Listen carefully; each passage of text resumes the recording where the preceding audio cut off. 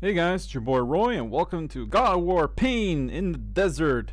Sounds like a single for some sort of music rock band.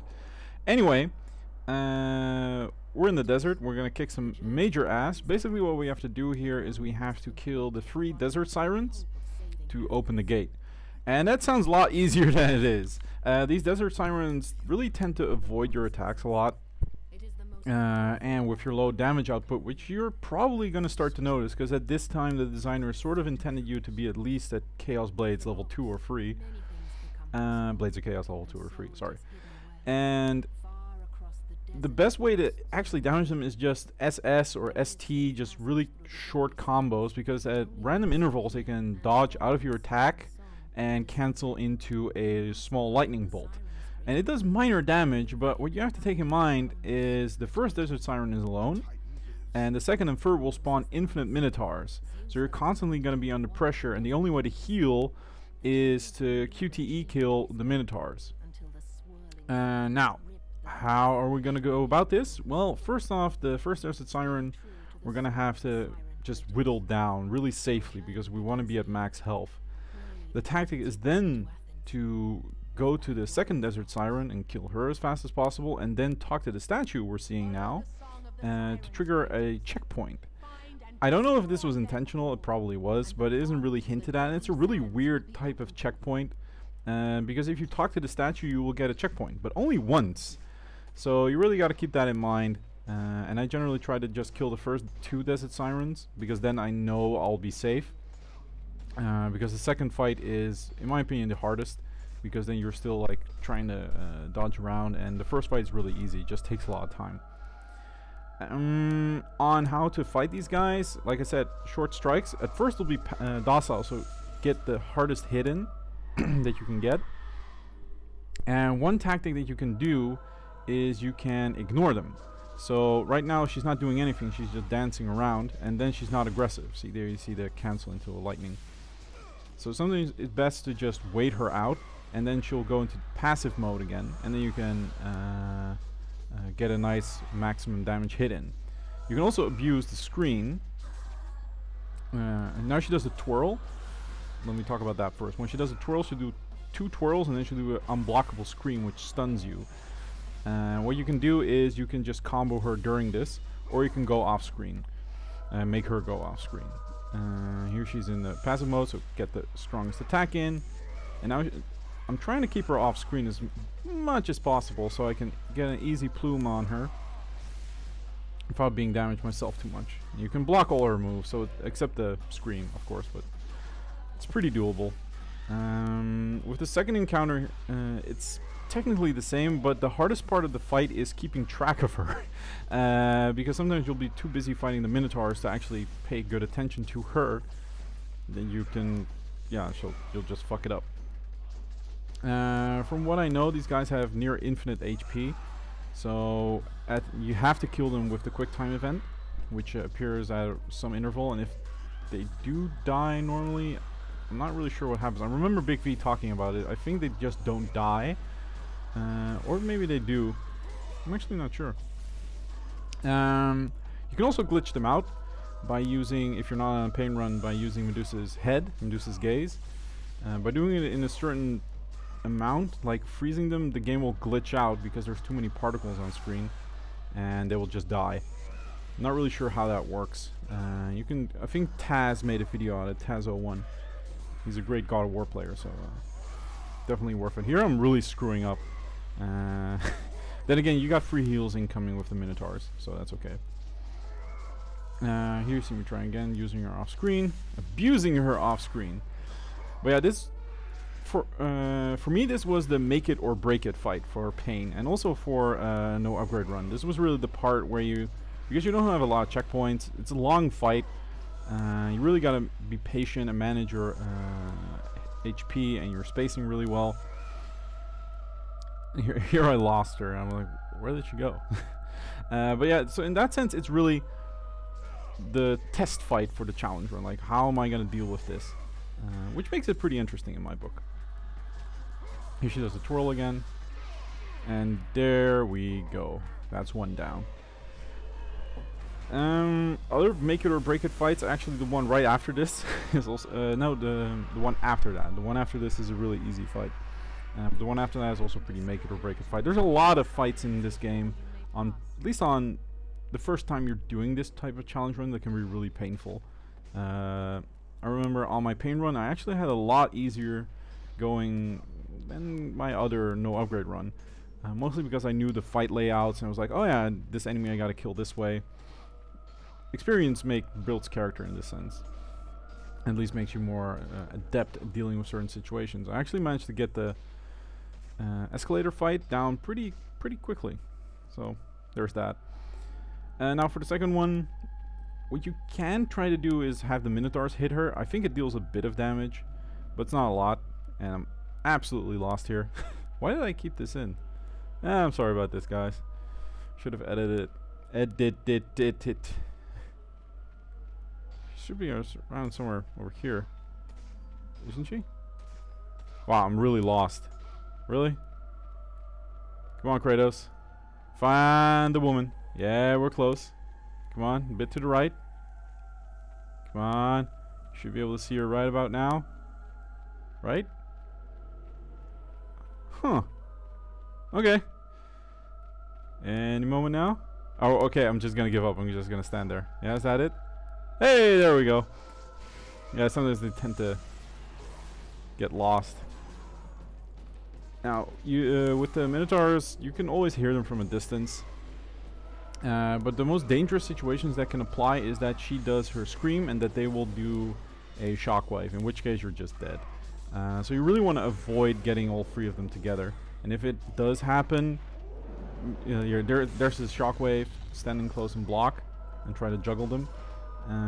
But where I'm standing now, that's me just saying like, okay, gotta get the fuck out of here. Now she's in passive mode, get the strongest hit in, and just try and play a little keep away game with these guys. Now I want some health. Give me my health. And that one's dead. I screwed that one up. I'm trying to get the juggle. 1, 2, and get some health orbs. Interesting thing about this is that I believe it's this enemy. At a certain point in the game, infinitely spawning and oh yeah, that's why I thought it interesting. Infinitely respawning enemies in this game do not drop red orbs to prevent you from farming. Yet these guys do, which either makes me believe that they are not infinitely respawning, but there's just a whole lot of them. So maybe there's like 200 of them and eventually they'll stop spawning. Because they keep dropping red orbs. So if you're confident in your way of fighting them and you don't mind farming, this is a good place to get some good red orbs. If you're not on a challenge run or anything, then this would be the spot. I do find that infinitely respawning enemies really always need to have a sort of a rule attached to them.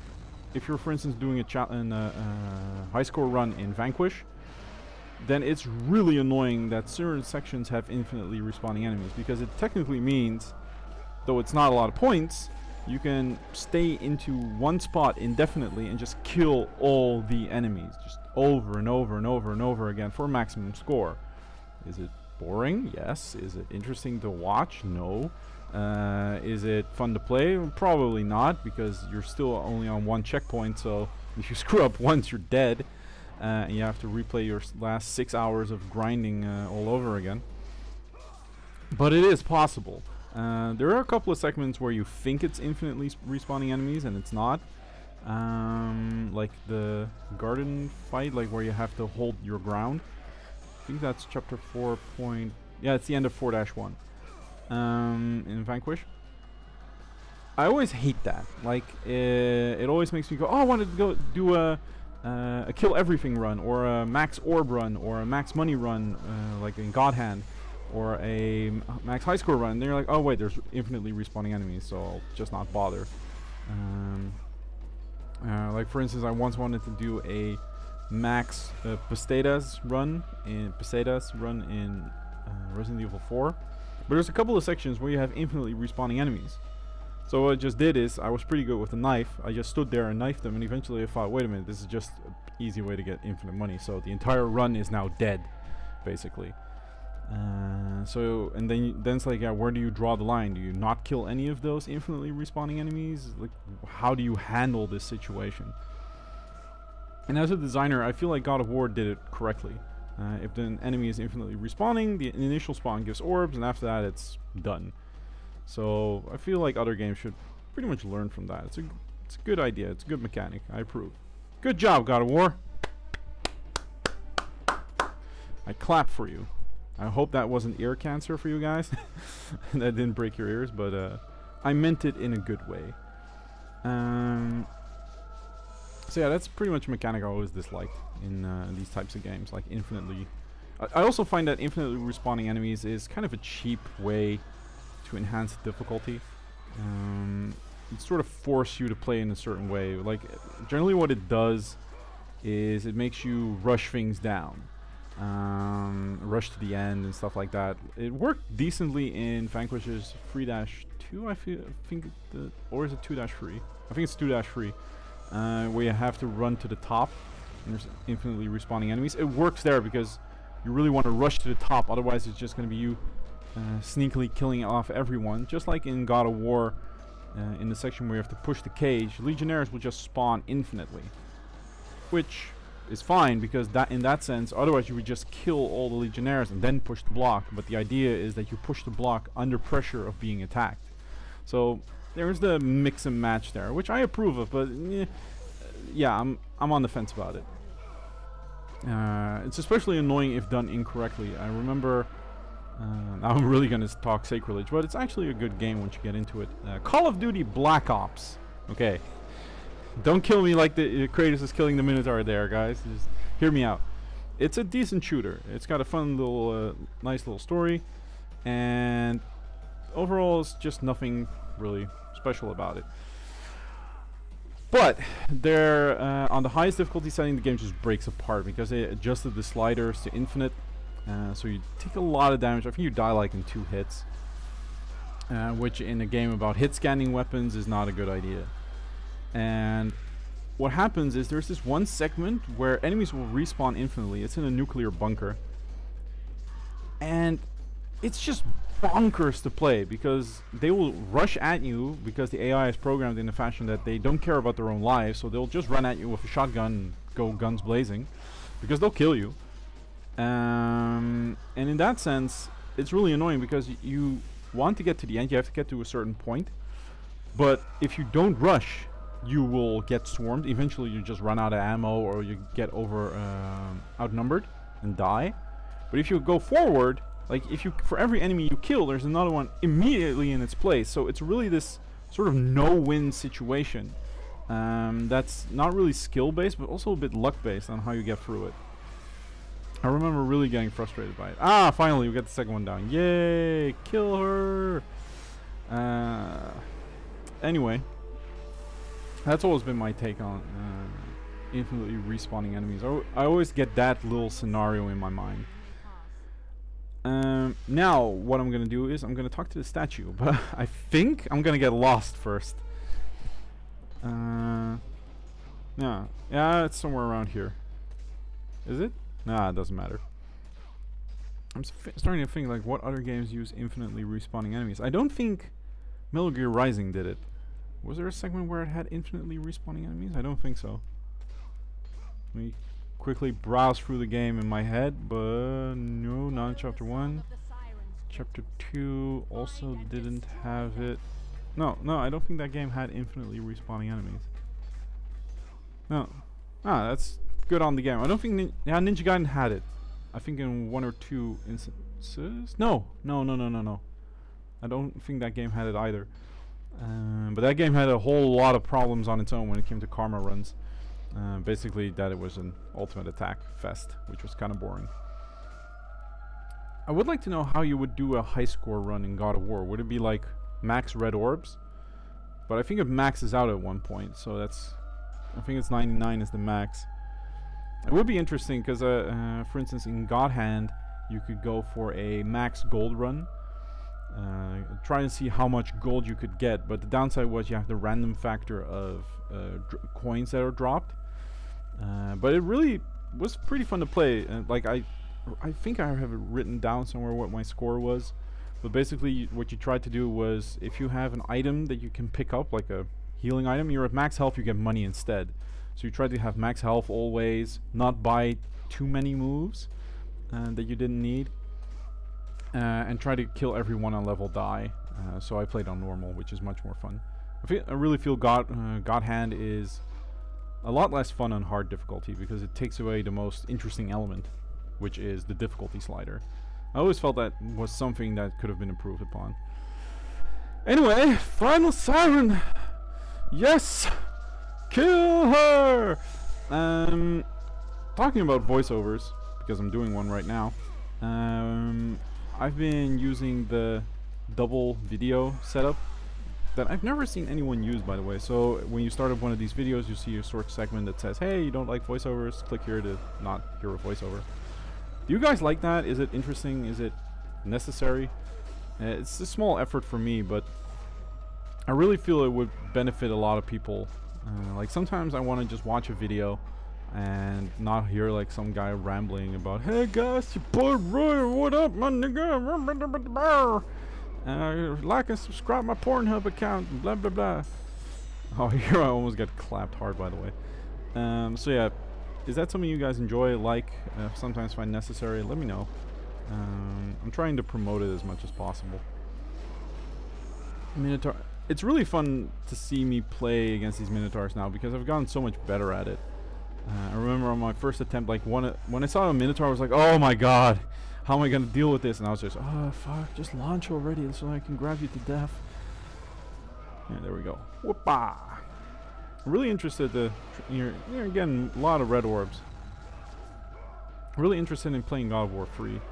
I don't have it yet, and right now I'm playing Yakuza Kiwami, which will probably be a challenge run when I finish recording God of War in my upcoming game.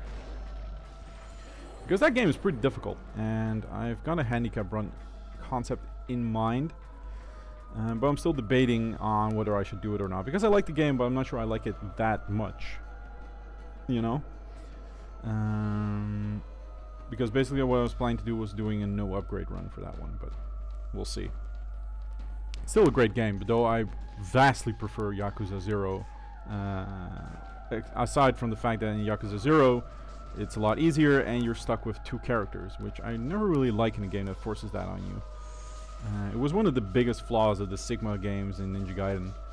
I don't mind a secondary campaign. I love that, like that you can replay the game from a different perspective.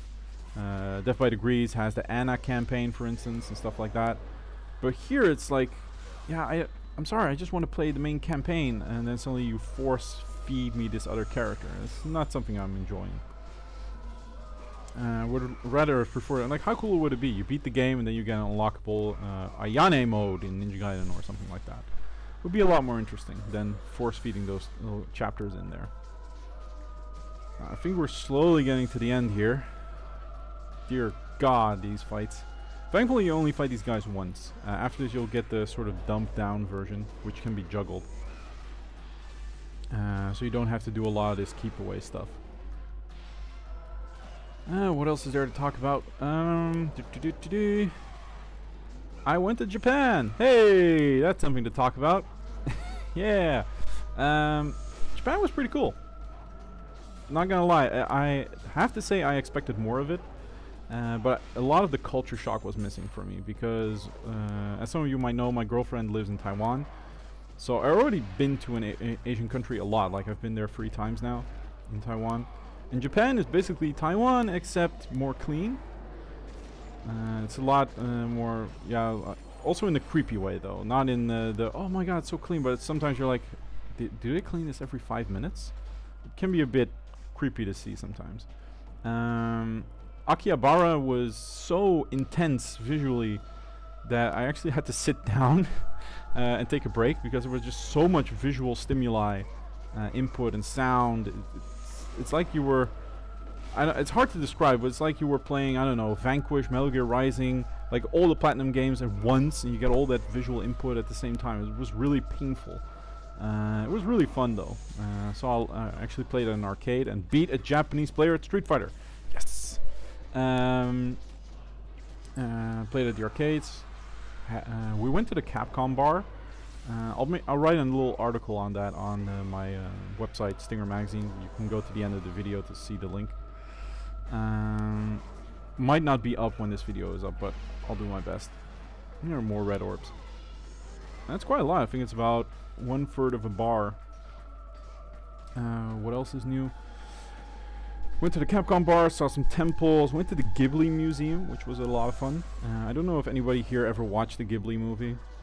Basically what's so special about them is, one, they're really well written, that's for one, but two, they are still made in the old-fashioned way, so they're really drawn frame by frame, using cell animation, which is pretty rare these days, as animation is technically done digitally, so it's not hand-drawn anymore. It's usually digitally drawn. It's really about mass production. And their movies really take that animation part seriously. So it really has that really good hand-drawn feel, and the animations feel really fluid.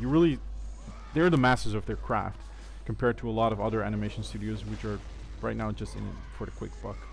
Like if you watch, I know it's a harsh comparison, but if you watch Dragon Ball Super, for instance, and then a Ghibli movie, yeah, that's just painful. On the one side, you have a rushed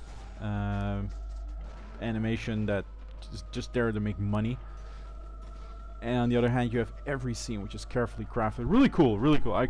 If you haven't ever seen a movie of them, go watch it. It's a really feel-good, all ages type of thing, but it's really fun to watch. And I bought a couple of storyboards that you can buy, an art book and stuff like that. Oh, we're done. Hug her to death, Kratos. Kind of looks like they're doing sort of a, what is it, the waltz? The dance? What's it called again? I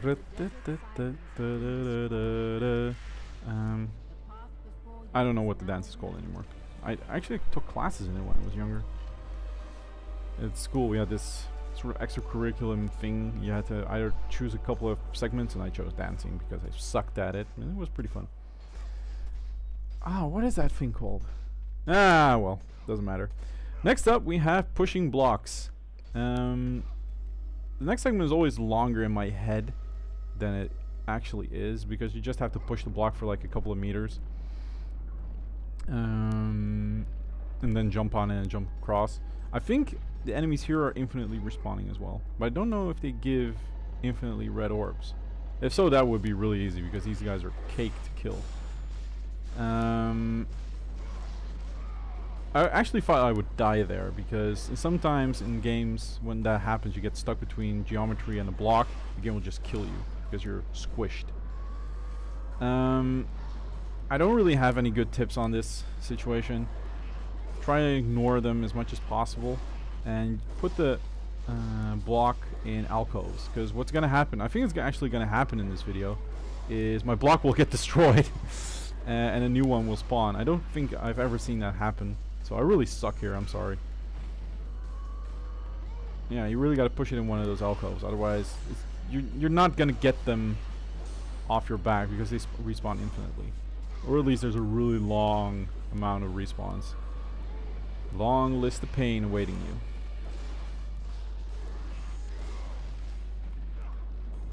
What else is there? After this we have the Sirens fight, which is pretty easy. And with pretty easy, I mean I died horribly. Oh my god. Sorry about that. What else have I been doing? I've been watching a lot of DSP again. Mostly his fail videos, which are just hilarious to watch. I'm about to get clobbered. But they die too, so that's okay. I think does it have an animation for being destroyed? I think it does, yeah. But it explodes like it's made out of wood, while it's made out of stone, which never made really much sense. Well, maybe it's the thing it's standing on, could be. About this run, generally, again, like I said, it's not too difficult once you get down to it, but it has a lot of difficult segments. It's especially the set piece moments, and I really can feel for the designers in that case, because they couldn't really know how strong you were, so they had to And this is why I feel that damage upgrades in games like this are unnecessary. And I never really understood why games do it. At least in these types of games. Like, I can understand in an RPG and stuff. But what it does is it makes it so that you're never really sure, as a designer, how strong your player is. Like, he could have been a complete idiot and only focused on magic. Well, then he's fucked. As a player right now, because he doesn't, for instance, have orbs at this time, and he gets absolutely clobbered. Rygar also has this problem, because you can upgrade the damage of your weapon. But what if you have to use a certain weapon in a certain encounter? Then you're just screwed. So in that sense, I'm always a bit on the fence. Like, how do you deal with that situation? By not doing it. Like, the weapon upgrades could easily function as just giving you new moves, access to more essential moves. Like, I don't know. Like right now they gave novelty moves that are useful but not really useful. But imagine if like an upgrade gives you the bounce on a plume, for instance, and without it you don't have the bounce, or that with the grab, like you can originally just rip them apart, but on a level 2 you can also use them as a throw.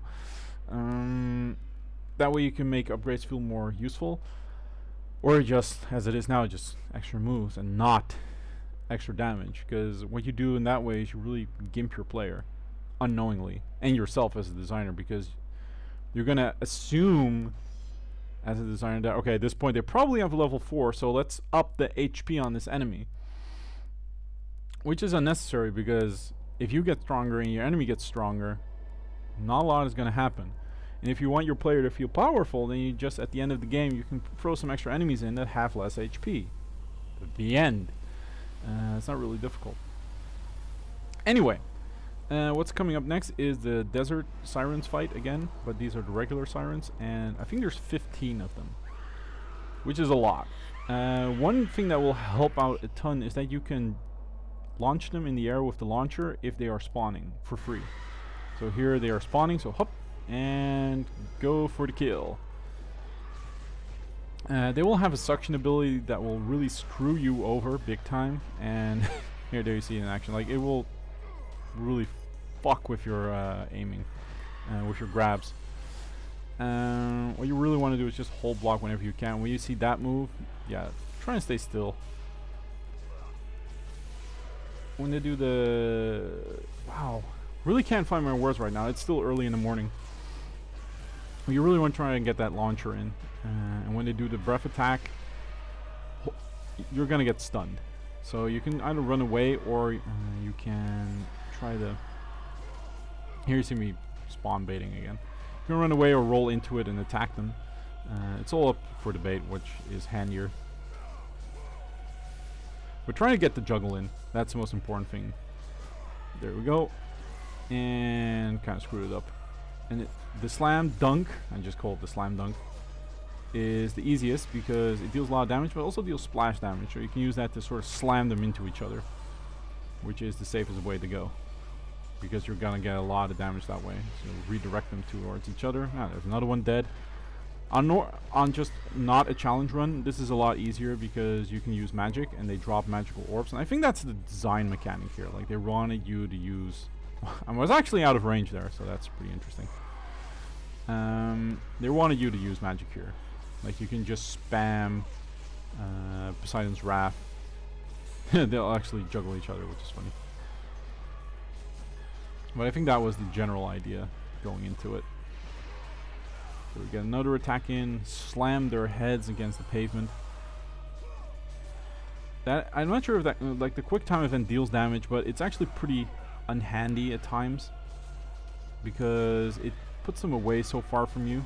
You try and slam dunk him. Come on! Why did I miss? I probably cursed at that moment. And so yeah, this is not my best encounter. I had a lot easier time with this fight on no upgrade run for some reason. I didn't even use magic. Here, there you saw me redirect, slam dunking them into each other. Get out of there and focus on another target. Screw that one up. One thing that's unique about the suction ability is that even if you go off screen when they're doing it, they'll keep doing it, which is different compared to the most other moves in the game, which will just quit if you're off screen. Get that slam dunk in. Thankfully, they also sometimes drop health orbs, which makes this fight a lot more manageable. Whoa! That's a combo video stuff. Get them into the air, suction them, and then slam dunk again. Oh yeah, what's gonna happen is the more you kill, eventually the max amount of spawns will go down. So at first you'll have 3 to deal with, and eventually you'll have 2 and then 1. So the fight actually gets gradually easier the longer it goes on, which is to our benefit. And after this, that will be it for this video.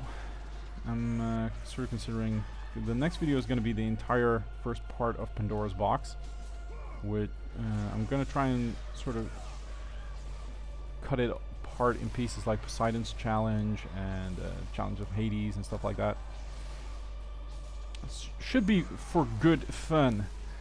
And after that, yeah, I've had a lot of stuff to think about during my vacation on what I want to do with the channel and stuff, and what I really like to do. And if there was one thing I noticed is I was already doing things I didn't like. I was playing Death by Degrees and Rygar and stuff because I really wanted to make like these videos on obscure action titles, but I just wasn't having fun playing them. So I'm not going to do it. This channel, again, I'm not doing it for the views. I'm not doing it for the money or the popularity. I'm just doing it because I like it. And I had a lot of fun playing God of War on Pain. So I'm probably next, I'm just going to play something I like. I wasn't really having a lot of fun with Vanquish either anymore, so that might be on hold. The laser run was fun, but I don't see myself completing it. Mostly because of the dual bogeys. I just don't feel like doing that with just laser cannon. I call it a laser gun. Stupid. So who knows what's up next? Actually, I do. Next up is Devil's Third. But that's just something I enjoy doing. I just want this channel to be something where I can go and have fun and play video games and do some challenge runs and make some commentaries and stuff like that. And I would if the sirens would die. Then I could continue. Oh, there's another one dead. I like this animation, like slam the knives in their chest and just get them done with. Okay, now we're down to 1 spawn. Which is good. Really fucks them over. A nice little detail is that you can see Kronos walking in the background. That's pretty cool. Again, it's a PlayStation 2 game, so it does a lot of really cool stuff in the background. Like, this is stuff I would expect in a PlayStation 3 game, not a PlayStation 2 game. So it's pretty cool in that sense, how it deals with those type of scenarios. I think there's one more. Oh, that's it. Yay! We did it! Woohoo! I hope some of this tips actually helps people. Like, maybe there's one guy out there who wants to do a pain run himself and doesn't, like, he watches the videos and he's like, I don't know what they're doing that makes it work for them. I hope this sort of helps. With that said, guys, hope you have a good one. This has been God of War. This has been your boy Roy here, and see you guys next time.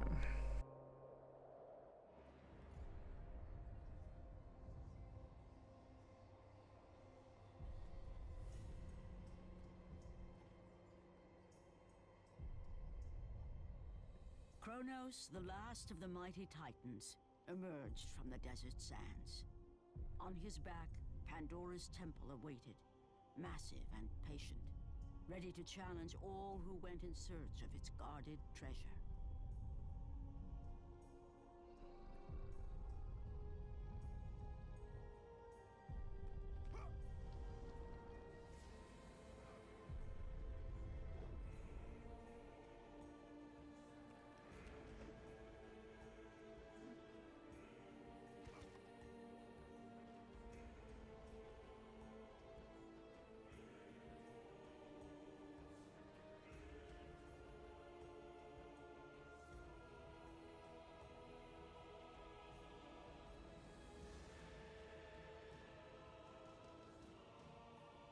For 3 days, Kratos climbed the sheer walls of the mountain.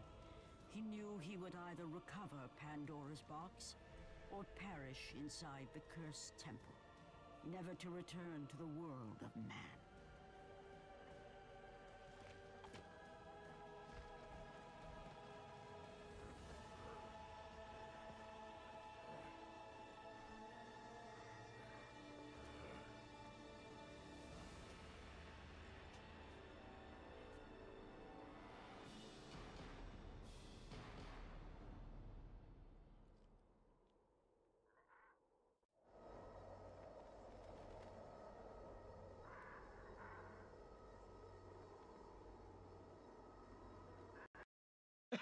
Hey, do your job.